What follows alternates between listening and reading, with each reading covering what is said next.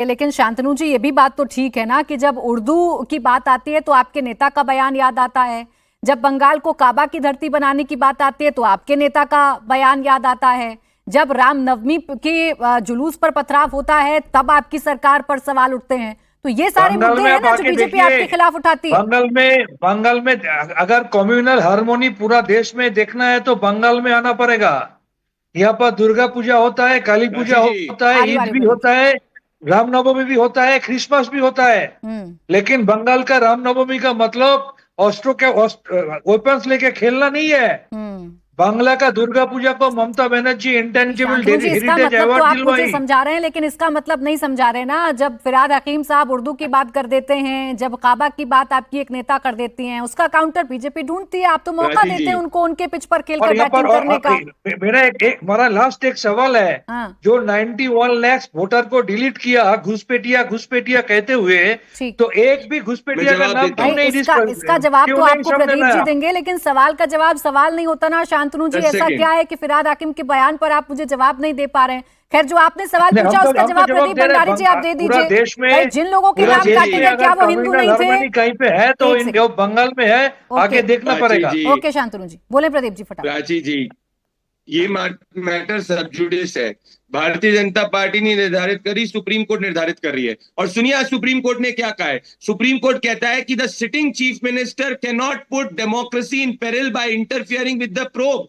आज ही इनको लताड़ लगी है सुप्रीम कोर्ट से, क्योंकि एक प्राइवेट एजेंसी के बचाव में, भ्रष्टाचार के बचाव के अंदर ममता बनर्जी सुप्रीम जो इन्वेस्टिगेटिव एजेंसी इन्फोर्समेंट डायरेक्टरेट के ऑफिस के अंदर घुस गई थी और कहा था कि बंगाल के ऊपर हमला है। पर सुप्रीम कोर्ट ने क्या कहा? ममता बनर्जी सबसे बड़ा खतरा है बंगाली अस्मिता के लिए। सबसे बड़ा खतरा अगर बंगाली अस्मिता के लिए कोई है तो तृणमूल कांग्रेस है, क्योंकि ये सिर्फ घुसपैठिया की अस्मिता की ख्याल रखते हैं। बंगाली अस्मिता तब सुरक्षित रहती है जब बंगाल की बेटी, भले वो आरजीकार हो या संदेश काली हो, भले या हंसकाली हो या कामदुनी हो, जब बंगाल की बेटी के ऊपर कोई तृणमूल कांग्रेस का गुंडा रेप करता है या मर्डर करने का प्रयास करता है, उसको जेल की सलाखों के पीछे भेजना चाहिए। पर सिटिंग चीफ मिनिस्टर क्या बोलते? अरे रेप नहीं हुआ, लव अफेयर गॉन हुआ।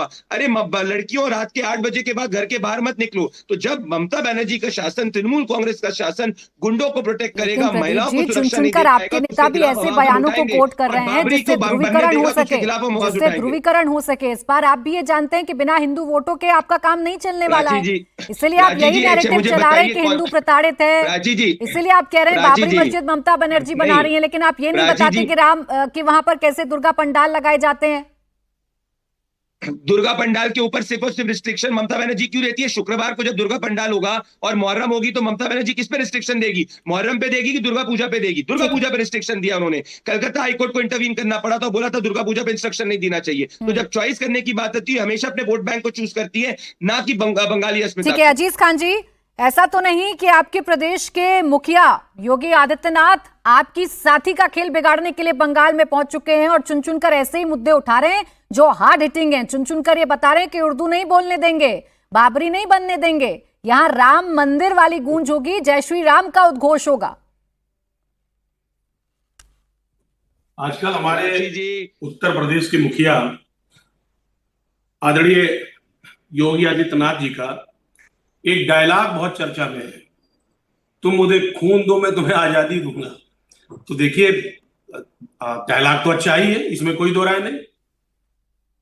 मैं एक बात आपको बता दूं, देखिए ऐसा है प्राची जी कि बीजेपी को भी ये पता हो गया है कि वहां का जो चुनाव है वो बीजेपी बनाम टीएमसी नहीं है। मैं बहुत स्पष्ट कर रहा हूं आज और बहुत मन से बात कर रहा हूं, इसमें कोई बनावटी बात नहीं कर रहा हूं, क्योंकि कल ही चुनाव है। वो चुनाव जो वहां होने जा रहा है वो बंगाल की आत्मा बनाम बीजेपी की विचारधारा, वो नफरत की विचारधारा।